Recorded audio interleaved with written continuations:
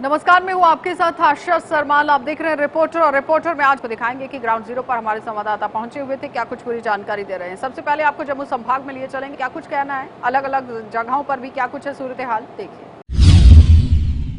इस वक्त देश भर में जिक्र किया जाए तो अग्निपथ पॉलिसी को लेकर रोल बैक की मांग की जा रही है और कांग्रेस की तरफ से सच्ची प्रदर्शन जो है वो किया जा रहा है। और इस वक्त ठीक तस्वीरें आप मेरे पीछे देख पा रहे होंगे कि कांग्रेस के जो जितनी भी सीनियर लीडरशिप है जो है वो आज प्रदर्शन कर रही है, इस अग्निपथ को जो है वो रोल बैक की मांग कर रही है। ये तस्वीरें इस वक्त हम आपको जम्मू से दिखाने की कोशिश कर रहे हैं कि कांग्रेस के सीनियर लीडरशिप जो है यहाँ पर प्रदर्शन करती हुई नजर आ रही है और इस अग्निपथ पॉलिसी को लेकर जो है रोल बैक की मांग कर रही है। कुछ देखो, आज पूरे देश में इस अग्निपथ स्कीम के खिलाफ तमाम शहरों में, तमाम जिलों में, तमाम विधानसभा स्तरों पर कांग्रेस पार्टी ने सत्याग्रह के रास्ते से इसका प्रोटेस्ट, इसका विरोध करने के लिए पूरे देश में हो रहा है। क्योंकि पहले तो मोदी सरकार ने कई सारे ऐसे फैसले लिए जो स्टेक होल्डर्स को पूछे बगैर लिए, यूनिलेटरल फैसले। उसमें चाहे जीएसटी की बात हो, डिमोनेटाइजेशन की बात हो, किसान विरोधी बिल्स की बात हो, और अब उसी तरह से ये अग्निपथ स्कीम जो उन्होंने लाई है, जो इसके इफेक्टेड लोग हैं उनसे मशवरा किए बगैर, पार्लियामेंट में डिबेट किए बगैर, पार्लियामेंट्री स्टैंडिंग कमेटी में इस पर चर्चा किए बगैर, जिस तरह से उनने अचानक ये स्कीम देश के युवाओं के सामने रखी, उसका देश के युवाओं ने, जो इच्छुक लोग थे, उन्होंने भरपूर इसका स्पॉन्टेनियस विरोध किया। वो तमाम देश दुनिया ने देखा, क्योंकि ये एक मजाक है हमारे देश के युवाओं के साथ, खासकर उन युवाओं के साथ जो देशभक्ति के साथ में देश की सेवा करना चाहते हैं, देश के बॉर्डरों की रक्षा करना चाहते हैं, उसके लिए अपने आप को तैयार करते हैं। जो कि इस पॉलिसी को रोल बैक नहीं किया जाएगा और कांग्रेस इसको कहीं ना कहीं सियासती खेल बनाने की कोशिश, वो अपना जो कहें वो उनको मुबारक हो। हम ये समझते हैं कि ये देश हित में ये स्कीम नहीं है, युवाओं के हित में ये स्कीम नहीं है, और हमारी सुरक्षा बलों के हित में ये स्कीम नहीं है। आप ये मजाक कर रहे हो कि 1000 दिनों के लिए युवाओं को आप आर्मी में भर्ती कर रहे हो, 1460 दिन के लिए वो एनरोल होंगे उसमें, जिसमें 1 साल के आसपास उनको ट्रेनिंग और छुट्टी पर जाएगा, और मात्र 1000 दिन के लिए आप उनको बॉर्डरों में भेज रहे हो। वो नौजवान कह रहे हैं जब हम खुद सुरक्षित नहीं हैं, जब हमारा फ्यूचर सुरक्षित नहीं है, हम देश की सुरक्षा में क्या कंट्रीब्यूट करेंगे। इसलिए हम कह रहे हैं ये देश की सुरक्षा के साथ भी रिस्क है और युवाओं के साथ भी धोखा है। Congress party tooth and nail नौजवानों के साथ में है और इस स्कीम को विरोध करते हैं। आज नहीं, कल नहीं, परसों जब इस सरकार को समझ आएगी, हमें पूरा भरोसा है वो इसको रोल बैक करेगी।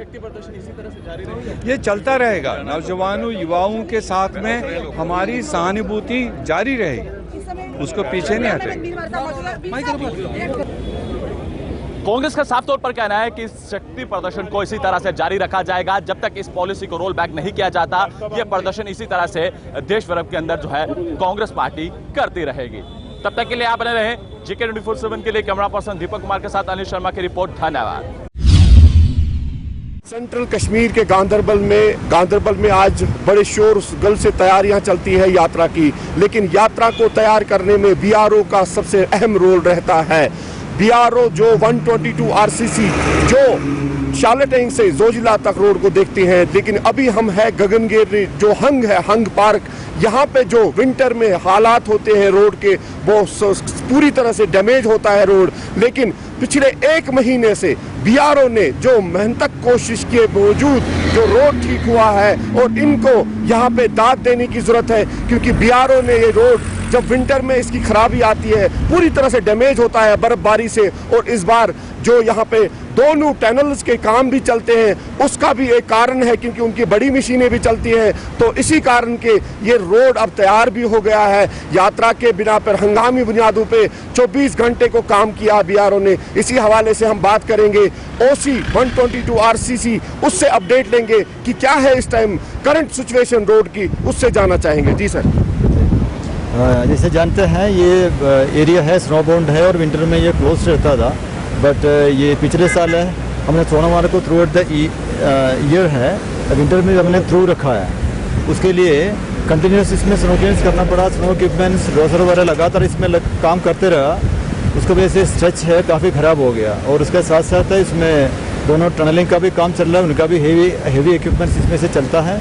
तो ये खराबी है। अभी जैसे मौसम हमें क्लियर मिला है और टेम्परेचर सही मिला है, तो वार फुट में हमने इसमें काम किया है, उसको अभी करेक्शन किया है और इसका रिन्यूअल कोट भी इसमें लगाया है। अभी रोड के उसको अभी ठीक कराया गया।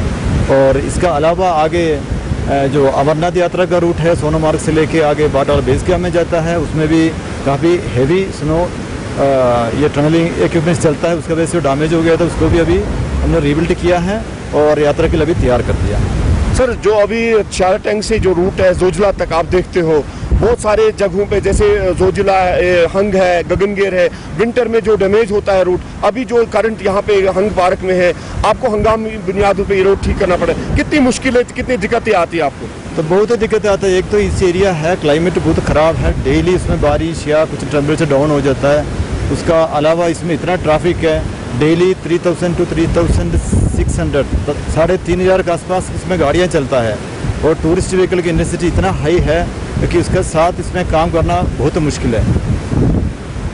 आपने देखा OC 122 RCC रोड का अपडेट करते थे, श्रीनगर लेह जोजिला रोड और अमरनाथ के लिए हंगामी बुनियादों पे काम किया है और रोड को बिलखुसूस तैयार तो किया है, लेकिन यहाँ पे जहाँ पे काम करते हैं BRO वाले, इनको दाद भी देने हैं, क्योंकि विंटर में जो डैमेज होता है रूट का वो भी रोड ठीक किया है, लेकिन अमरनाथ के साथ साथ इनको हंगामी बुनियादों पे पिछले 1 महीने से काम करना पड़ा और रोड को इन्होंने बिलखुसूस आखिर कंप्लीट तो किया है। आज चीफ इंजीनियर कश्मीर BRO उनका भी विजिट रहा, जिसके साथ कमांडर भी थे BRO के, और आज इन्होंने बाज़ाब्ता तौर पर इस रोड का अपडेट लिया। ड्रग डे के हवाले से आज गवर्नमेंट सेकेंडरी स्कूल छांदिलवानी गांव में एक रैली और एक प्रोग्राम का इनेकाद किया गया था, जिसमें तालिब इल्म के साथ साथ यहाँ पर असातिज़ा ने भी इस रैली में शिरकत की। इस रैली का यही मकसद है कि कहीं ना कहीं यहाँ पर सोसाइटी में एक अवेयरनेस जाए, ताकि इस नशे की लत से नौजवानों के साथ साथ जो नशा कर रहे हैं कहीं ना कहीं वो इससे दूर रहे, ताकि उनकी ज़िंदगी और मज़ीद ख़राब ना हो सके। तो फिलहाल आपको सीधे छांदिल ले चलते और दिखाते हैं यहाँ पर क्या करे इस हवाले से स्टूडेंट्स। मैं गवर्नमेंट हाई स्कूल छांदिलवानी गांव से हूँ। आज हमने यहाँ पे ये रैली निकाली। इसका मकसद बस यही है कि हम लोगों को अवेयर करें ड्रग्स के बारे में, और हमने स्कूल में भी प्रोग्राम किया जहाँ पे हमने उनको बताया ड्रग्स क्या होते हैं, इसके सिम्टम्स क्या है, इसके साइड इफ़ेक्ट्स क्या है। तो यहाँ पे मैं सब पेरेंट्स, सब टीचर्स से गुजारिश करूँगी कि अपने जो बच्चे हैं उन पे ज़्यादा ध्यान दें, ताकि वो इस चीज़ के में ना मुब्तला हो, इस पे ज़्यादा ध्यान दें, क्योंकि यहाँ पे आज जैसे अनएम्प्लॉयमेंट है, इसकी वजह से भी बहुत सारे ड्रग्स होते हैं और बच्चे जैसे टीनेजर्स ज़्यादा मुब्तला होते हैं इसमें, क्योंकि स्ट्रेस की वजह से। तो इसलिए पेरेंट्स को बोलूँगी, उनसे गुजारिश करूँगी कि बच्चों पे ज़्यादा से ध्यान। आज हमने अपने स्कूल में ये ड्रग्स डे मनाया कि हम सब यहाँ तक आए, हम सब घर वालों को बताया कि ड्रग्स क्या है, एक इंसान के लिए क्या कर सकता है। ये इस पे लिखा भी होता है ड्रग्स काजेज कैंसर, बट हम सब ये मानते नहीं। जो ऑलमोस्ट टीन एजर्स है वो इसको ज़्यादातर इस्तेमाल करते हैं। मैं गुजारिश करती हूँ सबसे, टीचर्स से, पेरेंट्स, सब से, कि अपने बच्चों पर ज़्यादा तवज्जो दें, वो मतलब ड्रग्स का शिकार ना हो सके। हमने ये प्रोग्राम इसलिए किया कि ताकि हम अपने इन गाँव वालों को बता दें कि ड्रग्स से क्या मसला होता है, अपने बच्चों का ख्याल रखें, ताकि जो भी इर्द गिर्द के गाँव हैं, कल हम गए, हर एक गाँव में गए थे, वहाँ पर हमने इनको संदेशा दिया कि ड्रग बिजनेस जो ये टीन ईयर्स है, इनमें से ये इब्तिदा इसकी होती है। और हर एक स्कूल का भी यही रुझान है कि उनको भी जिम्मेदारी बनती है कि सुबह सवेरे मॉर्निंग असेंबली पे इन्हें हर वक्त मॉरल एजुकेशन की तरफ तवज्जो देने की कोशिश करनी चाहिए, ताकि इन बच्चे इस। मेरा नाम विवेक आत्रे, मैं श्री भोले भंडारी सेवा मंडल मुरादाबाद से जुड़ा हुआ हूँ, और ये भंडारा मुरादाबाद का जो श्री भोले भंडारी सेवा मंडल का है, ये रेल पटरी पे लगता है। इसका बेस कैंप बालटाल में है, जो कि बेस कैंप हम लोग, बारिश बहुत थी इसलिए कंप्लीट तो कर चुके कार्य, लेकिन रेल पटरी का कार्य अभी 2 दिन पहले ही चालू हुआ है, लेकिन वो भी काम इस समय युद्ध स्तर पे हो रहा है। तो उम्मीद है कि यात्रा शुरू होने से पहले भगवान भोलेनाथ ने चाहा तो उसे भी पूरा कंप्लीट कर देंगे कार्य। इस बार एक सुविधा बहुत अच्छी मिल गई कि ऊपर सामान ले जाने के लिए ट्रैक्टर भगवान भोलेनाथ ने ही प्रोवाइड करा दिया, जिसकी वजह से लगभग 1000 पिट्ठुओं का सामान हम 15-20 ट्रैक्टरों पे भेज पाए। 3 दिन से लगातार ट्रैक्टरों पे सामान जा रहा है, जिसकी वजह से हिम्मत इतनी बढ़ गई है कि अब यात्रियों को हम ज़्यादा से ज़्यादा सुविधा प्रोवाइड करा सकते हैं खाने की। बारिश की वजह से बहुत सारे लंगर अभी तक लग नहीं पा रहे हैं, तो ये नहीं पता कि अगले 4-5 दिन में वो अपना कार्य पूरा कर पाएंगे या नहीं। हम 2012 से लाइटें लगा रहे हैं, जिसकी ओपनिंग NN वोरा जी ने, गवर्नर साहब ने करी थी। तो दोमेल से लेकर बराड़ी मार टॉप तक ये 5 किलोमीटर की लाइट की व्यवस्था रहती है, जिसमें लगभग 120 खंबे, जिसपे 2-2 LED लाइटें 50-50 वाट एक तरफ लग रही है, तो 100 वाट लगभग 240 स्ट्रीट लाइट लगेगी, जो जनरेटरों से सप्लाई होगी। वैसे तो इस बार गवर्नमेंट की व्यवस्था भी लाइट की बहुत अच्छी है, लेकिन अगर वो कहीं पे उनका कार्य बंद होता है तो जनरेटर पर अपनी लाइटें सब हम प्रोवाइड कराएंगे। आने वाले यात्रियों से ये मैसेज है कि सारे अपना पेपर वर्क पूरा कंप्लीट करके आएँ, अधिक से अधिक संख्या में आएँ। यात्रा बहुत अच्छी होगी, डरने की कोई ज़रूरत नहीं है। अभी नाम इम्तियाज़ अहमद शाह है, गांधरबल से हूँ, गुटली बाग से। उम्मीद है इस साल यात्रा अच्छी चलने की, क्योंकि 2 सालों से कोविड की वजह से यात्रा भी रुकी हुई थी, और इस साल हम उम्मीद करते हैं कि इस साल यात्रा अच्छी होगी। और एडमिनिस्ट्रेशन का भी बहुत ज़्यादा इस साल इंतज़ाम देखने को मिला है, तो हमारी भी उम्मीद है कि यात्रा आ जाए और हम भी कुछ रुपया 10 कमा कर यहाँ से चले। यात्रियों की सुविधा, उनको आराम मिले, अच्छा खाना मिले, अच्छा रहने का मिले, नहाने धोने गर्म पानी मिले, और सारी सुविधा जो दिल्ली वाले देंगे बहुत बढ़िया सुविधा देंगे। तो क्या अभी अरेंजमेंट्स कहाँ तक पहुँचे आपकी? बरसात चल रही थी 3 दिन से, अब थोड़ा कल से बरसात कम हुई है, लेकिन अभी 40-50% तो हमने शेड लगा लिया है। कोशिश करेंगे 28 तक तो पूरा कर लेंगे। हम सब यात्रियों को अपना रिक्वेस्ट करते हैं, भरपूर यात्रा पे आइए आप सर, हमसे पूरा सहयोग करेंगे, प्रशासन भी सहयोग करेगा पूरा, और भोले बाबा का दर्शन करके जाइए सर। बाल तक यहाँ पहलगाम से यहाँ आते हैं, यहाँ पर हम टेंट लगाते हैं, ऊपर माल बेचते हैं, और हमें यहाँ पे दूर आज आया है, इंतज़ाम चल रहा है, यात्री आए यहाँ पर दर्शन के लिए, हम उनके इंतज़ार में हैं कि वो आ जाए। तो क्या राज्य अमल रहा यहाँ पे डिस्ट्रिक्ट एडमिनिस्ट्रेशन आपके साथ?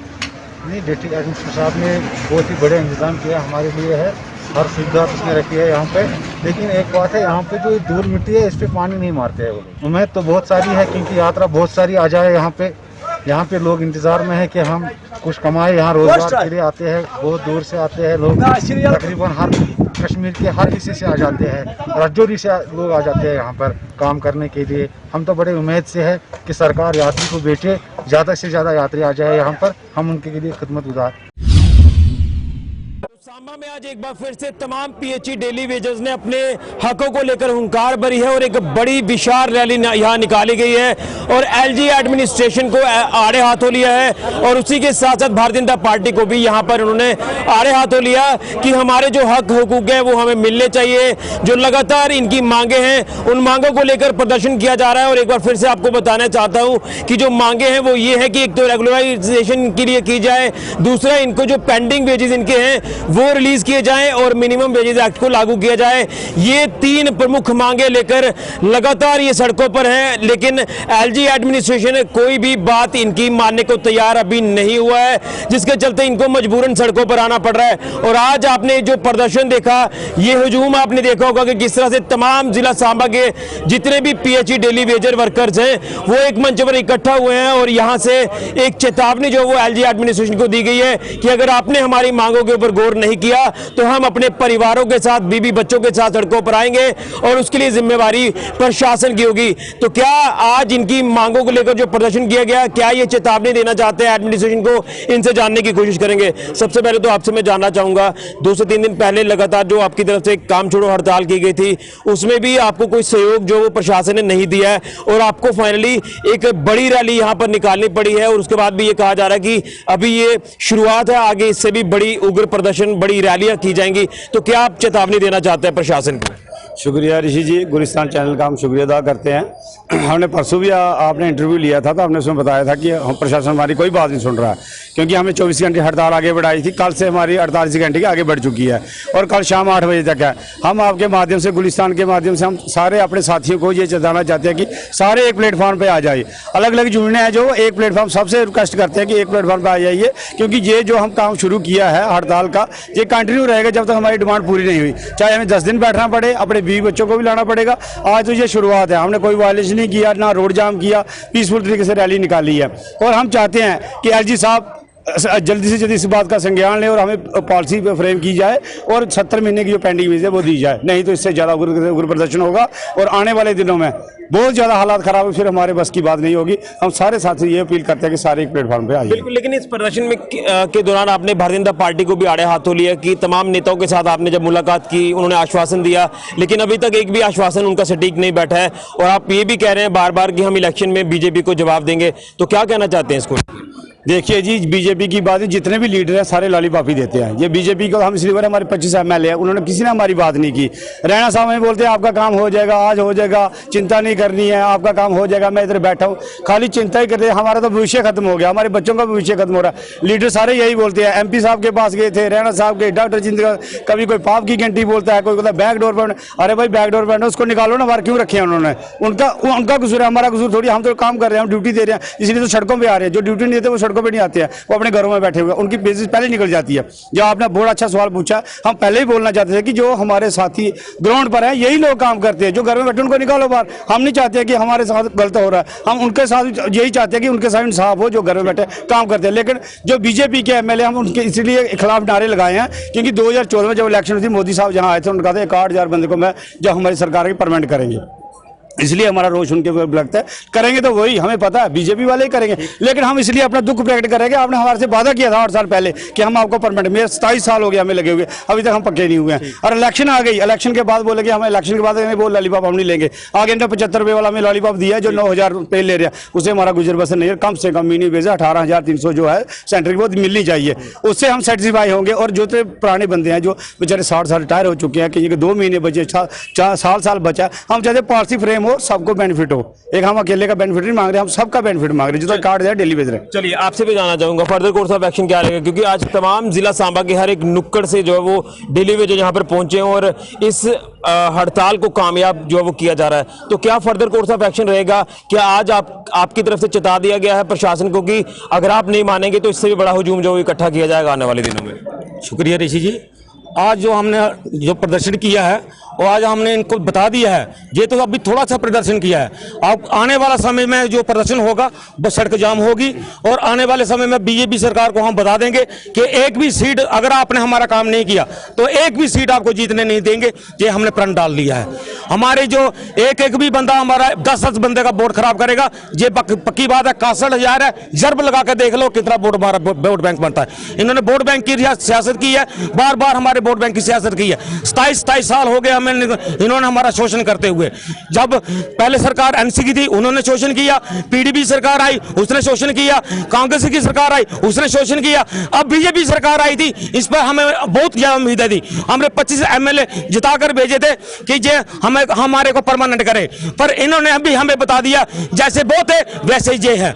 जे अब हम संभलने वाले नहीं है। आने वाले समय में अब हम ऐसा उग्र प्रदर्शन करेंगे, अगर हमारी लाशें भी जानी पड़ेंगी तो हम लाशें भी बिछा देंगे और हम अपने बच्चों का मुस्तकबिल के लिए हम लड़ रहे हैं। हमारा फ्यूचर तो खत्म हो गया, अब हम अपने बच्चों के लिए लड़ रहे हैं और बच्चों की लड़ाई आई है तो अब हम पीछे हटने वाले नहीं हैं। बिल्कुल, ये अब पीछे हटने वाले नहीं है, लेकिन जिस तरह से पॉलिटिकल सपोर्ट भी लगातार इनको दी जा रही है, तो हालांकि अगर नेताओं की बात करें तो साफ तौर पर नेताओं को आड़े हाथों भी लिया जा रहा है, लेकिन कुछ पॉलिटिकल पार्टीज के नेता यहाँ इनको सपोर्ट कर रहे हैं कि ये जो लड़ाई लड़ रहे हैं उस लड़ाई में ये तमाम नेता इनके साथ हैं। मैं आपसे भी जानना चाहूंगा कि आप भी इनकी सपोर्ट में हैं तो क्या कहेंगे, क्योंकि नेताओं के ऊपर विश्वास जिस तरह से इन्होंने कहा कि अब होता नहीं है, लेकिन आप क्या कहेंगे इनकी सपोर्ट में?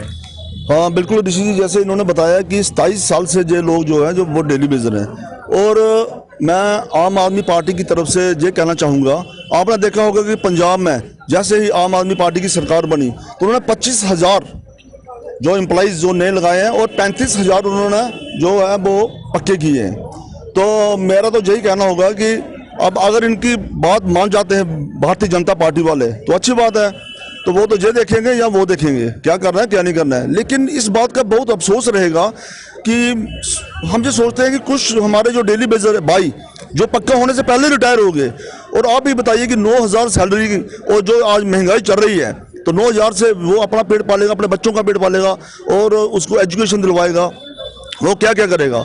तो हम यही इनको जो हमारे PHE के जो हमारे जल विभाग के जो हमारे भाई इधर धरने पे बैठे हुए हैं, मैं आम आदमी पार्टी की तरफ से मैं इनको यही कहना चाहूँगा कि हम शाना बशाना इनके साथ हैं और जहाँ भी जो भी धरना देंगे, कहीं भी हमारी ज़रूरत होगी तो हम इनके साथ हैं। चलिए, तो ये तमाम सपोर्ट इनको दिया जा रहा है, लेकिन तमाम पीएचई डेली वेजेस वर्कर्स आप देख रहे हैं भारी तादाद में यहाँ पर बैठे हुए। एक विशाल रैली जो है वो निकाली गई है प्रदर्शन के रूप में, जिस तरह से एलजी प्रशासन को चिताया गया है। लेकिन देखना यह है कि कितनी जल्दी इनकी मांगों के ऊपर गौर किया जाता है, क्योंकि लगातार ये प्रदर्शन कर रहे हैं, आज से नहीं बल्कि कई महीने हो चुके हैं। और जो मुख्य मांगे लेकर ये चल रहे हैं, जिसमें regularization policy, minimum wages act को लागू करना और पेंडिंग वेजेस को रिलीज कराना, ये 3 मांगे हैं, लेकिन इसके ऊपर गौर नहीं किया जा रहा। आज तमाम पीएचई डेली वेजेस वर्कर जो है वो अपने परिवारों को लेकर चिंतित हो रहे हैं कि हमारे परिवार का क्या होगा, हमारे बच्चों का क्या फ्यूचर होगा आने वाले दिनों में, जिसको लेकर लगातार इनको चिंता सता रही है। और ये लगातार सड़कों पर है, लगातार सड़कों पर आकर ये प्रदर्शन कर रहे हैं, लेकिन अभी तक प्रशासन के कानों तले जूं तक नहीं रेंग रही। ये चिंता का विषय लगातार बनता जा रहा है, लेकिन देखना यह है कि कितनी जल्दी ये लड़ाई जो है वो इसमें जीत हासिल होती है इन तमाम पीएचई डेली वेजेस वर्कर्स को। लेकिन कहीं ना कहीं ये नीड ऑफ द आवर है, जो हालात इस समय बन रहे हैं ये काफी ज्यादा चिंता व्यक्त करने वाले हैं। लेकिन उम्मीद है कि यहाँ प्रशासन जरूर इनका संज्ञान लेगा और इन तमाम मांगों के ऊपर गौर करेगा। फिलहाल के लिए कैमरामैन राहुल के साथ ऋषि खजूरिया, जगत 24/7 न्यूज़। और यहाँ पे अगर हम बात करें, आज ट्रैफिक पुलिस एक बार फिर हरकत में देखने को मिल रही है। लगातार अगर हम देखें, जो 15 जून से ऑर्डर सामने तहत जो हाई सिक्योरिटी में नंबर प्लेट्स की अगर हम बात करें, तो जो गवर्नमेंट की जानिब से जो एडवाइजरी सामने आई है कि हर एक गाड़ी के ऊपर जो है वो ये जो है ये हाई सिक्योरिटी नंबर प्लेट जो है वो होना ज़रूरी है। तो उसी हवाले से जो है आज यहाँ पर अगर हम देखें, ट्रैफिक हुकाम जो है यहाँ पर मौजूद है और लगातार गाड़ियों की चेकिंग की जा रही है, लाइसेंस चेक की जाती है और बाकायदा जो नंबर प्लेट्स की अगर हम बात करें तो नंबर प्लेट्स को जो है चेक किया जाता है कि आया चाहिए हाई सिक्योरिटी नंबर प्लेट्स है। अगरचे हम देखें, लगातार जो है ट्रैफिक पुलिस यही मैसेज भी सामने लोगों को दे रही है कि HSRB नंबर प्लेट्स होना ज़रूरी है। और उसके साथ साथ अगर हम देखें, जो गाड़ियाँ चोरी हो जाती है उसमें जो है वो इसमें हेल्प कर सकती है, या बाकी जितने भी दीगर इंसिडेंट्स जो होते हैं, तो उस हवाले से जो है ये हाई सिक्योरिटी नंबर प्लेट्स जो है वो होना ज़रूरी है। और यहाँ पे मेरे साथ बात करेंगे शफी साहब, जो कि SI ट्रैफिक है, और इनसे जानेंगे कि आया कितने चालान अभी तक कटे हैं, कितनी गाड़ियां सीज हुई है। शफी साहब, आपका खैर मकदम है। तो जानना चाहेंगे कि जो हाई सिक्योरिटी नंबर प्लेट्स है, अभी तक अगर हम देखें आज या 15 जून से बात करें, तो कितने अभी तक चालान कटे हैं और कितनी गाड़ियां जो है सीज हो चुकी है? तकरीबन चालान 100 कटा होगा, 100 चालान कटा है और गाड़ियाँ भी सीज हुई है, तकरीबन 10 गाड़ियाँ जी। तो क्या मैसेज देना चाहेंगे? अगर हम देखें, लगातार लोगों को भी आप अगर हम देखें, ट्रैफिक हुकाम जो है और सोशल मीडिया पे भी मैसेज दे रहे हैं कि हाई सिक्योरिटी नंबर प्लेट्स होना ज़रूरी है। काम यही पैगाम है कि आप जो है विदाउट नंबर प्लेट नहीं निकलो और सीट बेल्ट लगाकर चलो और ज़्यादा फास्ट नहीं चलना और कागज़ों का ख्याल रखना पूरा। सीट बेल्ट का ज़्यादातर सीट बेल्ट के बगैर जो भी हैं ये गाड़ियाँ ज़्यादा सीट बेल्ट के बगैर नहीं चलना और नंबर प्लेट के बगैर नहीं चलना। और ये हमारी अवेयरनेस है, इनको आज से इसी बात पर हम लगे हैं, रात दिन लगे हैं काम पर। तो आपने देखा कि किस तरह से जो है यहाँ पे गाड़ियों को रोका जाता है और बाज़ाब्ता जो है इनकी चेकिंग हो जाती है कि हाई सिक्योरिटी नंबर प्लेट्स की अगर हम बात करें, यहाँ पे ये बाइक भी है, इस पे ये हाई सिक्योरिटी नंबर प्लेट नहीं लगा है और इसको भी जो है यहाँ पे रोका गया है और बाकायदा इस पे भी जो है चालान होगा या सीज़ होगी, वो देखने वाली बात होगी। और इसके साथ साथ अगर हम बात करें, यहाँ पे ट्रैफिक हुकाम लगातार जो है लोगों को यही मैसेज दे रहे हैं कि किस तरह से जो है आप हाई सिक्योरिटी नंबर प्लेट्स की जो है वो नंबर प्लेट्स के जो है ये रूल्स जो निकले हैं इनको फॉलो कीजिए। और साथ साथ लोग भी जो है अब इनका पालन करते हुए नज़र आ रहे हैं। अब कोई जो है अभी जिनको पता नहीं है, उस हवाले से जो है इनको बाकायदा चालान होता है, या उनकी जो गाड़ी है या स्कूटी है या बाइक्स है वो बाकायदा सील हो जाती है। और जिसके चलते जो है ट्रैफिक पुलिस भी जो है लगातार लगी है, काम कर रही है कि किस तरह से जो है ये यहाँ पे आप देख सकते हैं कि किस तरह से बाइक पे जो लोग सवार है या विदाउट हेलमेट की बात करें, क्योंकि आए दिन हादसे देखने को मिल रहे हैं। जो रैश ड्राइविंग्स वगैरह अगर देखा जाए जो रैश ड्राइविंग होती है, या अगर हम देखें जो सीट बेल्ट्स के बगैर होते हैं, उनके खिलाफ जो है कानूनी कार्रवाई देखने को मिल रही है। तो लोगों को यही हमारी मैसेज है कि बाकायदा आप रूल्स, जो ट्रैफिक रूल्स हैं उनको फॉलो कीजिए, किस तरह से जो है सीट बेल्ट का इस्तेमाल कीजिए, ड्राइविंग जो है आप सेफली कीजिए, स्लो ड्राइविंग कीजिए, ताकि ज़िंदगी जो है एक बार मिलती है, ज़िंदगी जो है बहुत कीमती होती है। और इसी हवाले से अगर हम देखें तो लगातार यहाँ पर भी जो है आज ट्रैफिक हुकाम की जानिब से एक ड्राइव चलाई जा रही है, जिसमें अगर हम देखें गाड़ियों को सीज़ किया जाता है जिसका ना हाई सिक्योरिटी नंबर प्लेट नहीं होगा, या जो विदाउट हेलमेट होगा, या जो विदाउट सीट बेल्ट होगा, होगा उसके खिलाफ जो है यहाँ पे कानूनी कार्रवाई जो है वो देखने को मिल रही है। चालान काटे जा रहे हैं। लगातार ट्रैफिक हुकाम की जानिब से यही मैसेज दी जाती है कि आप जो है सेफली ड्राइव कीजिए, ताकि आए दिन जो कश्मीर के अंदर हादसे होते हुए नज़र आते हैं, तो उसके चलते जो है ट्रैफिक हुकाम भी जो है अब सड़कों पे नज़र आ रही है और लगातार जो है ये कार्रवाइयाँ देखने को मिल रही है। जगह 24/7 के लिए सोपोर से मैं नदीम। जम्मू कश्मीर पुलिस के एक जांबाज ऑफिसर फारूक अहमद मीर साहब कि जिस कायराना तरीके से हत्या की गई, उसकी जितनी भी मजम्मत की जाए वो कम है। एक बहुत ही होनहार, इंसाफ पसंद और दर्द दिल रखने वाले एक नौजवान थे जम्मू कश्मीर पुलिस के जांबाज सिपाही सब इंस्पेक्टर फारूक मीर साहब। और उन्होंने हमेशा गरीबों, मजदूरों, मस्कीनों और परेशान लोगों की खिदमत की। वो दर्द दिल रखने वाले एक जांबाज एक इंसान थे। जिस कायराना तरीके से उनका यहाँ इन पाकिस्तान के दहशतगर्दों ने कत्ल किया है, ये इंसानियत का कत्ल है। जिनके इतने बुजुर्ग घर में वालिद हैं, जो जिनकी देख रेख करते थे, खिदमत करते थे, पूरा परिवार चलाते थे, जिनके छोटे छोटे बच्चे हैं, ऐसे निहत्थे और निर्दोष बेगुनाह शख्स का कत्ल करके बहुत बड़ा गुनाह और पाप इन पाकिस्तान के दहशतगर्दों ने किया है। पाकिस्तान चाहता है कि वो कश्मीर को कब्रिस्तान बनाए, लेकिन उसकी हर साजिश फेल होगी। यहाँ का अमन, यहाँ का भाईचारे को बिगाड़ने की एक साजिश यहाँ कुछ लोग करते हैं। ये इंसानियत का कत्ल, ये बहुत बड़ा गुनाह। कानून तो अपना काम करेगा, लेकिन ऊपर वाला भी ऐसे गुनाहगारों को कभी माफ नहीं करेगा। आज सुबह रविंदर रैना जो जम्मू कश्मीर यूटी बीजेपी के प्रेसिडेंट हैं, आज वो सुबह सांबुरा का दौरा उन्होंने किया। उनके साथ सुनील शर्मा और स्पोक्स पर्सन अल्ताफ ठाकुर और डिस्ट्रिक्ट प्रेसिडेंट पुलवामा सजाद रैना भी मौजूद थे। उसी हवाले से जब उन्होंने मीडिया से बात की तो उन्होंने कहा जो SI फारूक अहमद जो मिलिटेंट की जानिब से मारे गए थे, उन्होंने इस चीज़ का आश्वासन उसकी फैमिली को दिया, कहा कि जिन्होंने ये जुर्म किया है उनको तो सज़ा मिलेगी ही। तो उसी हवाले से आपको बताना चाहेंगे कि पिछली बार जो SI फारूक अहमद मारा गया था, उसमें पुलिस का एक प्रेस नोट भी आया था, जिसमें उन्होंने बताया था कि जो तुजन में इनकाउंटर हुआ था उसमें एक मिलिटेंट मारा जा चुका था, जिसका उसमें बताया गया था आजी कश्मीर की जानिब से या SSP पुलवामा की जानिब से एक प्रेस कॉन्फ्रेंस भी दी गई थी। उसमें जिसने मारा था उसको भी मार दिया गया है, और जो उसमें कल्प्रिट्स थे जिन्होंने उसमें उनका साथ दिया था वो भी इस टाइम पे पुलिस कस्टडी में मौजूद है। उसी हवाले से रविंदर रैना ने इस चीज़ का भी उनको आश्वासन दिया, जिन्होंने ये गलती की है उनको भी सज़ा ज़रूर मिलेगी। मुज़म्मिल, जगह 24/7 पुलवामा। तो फिलहाल आपने देखा कि इस तरह से आम जनता की समस्याओं को सरकार तक पहुंचाया गया है, लेकिन गौर करना बहुत ज़रूरी है। समस्याओं को सरकार के सामने तो रखा जाता है, लेकिन ज़मीनी सतह पर उस पर काम कितना होता है, ये बड़ा सवाल है।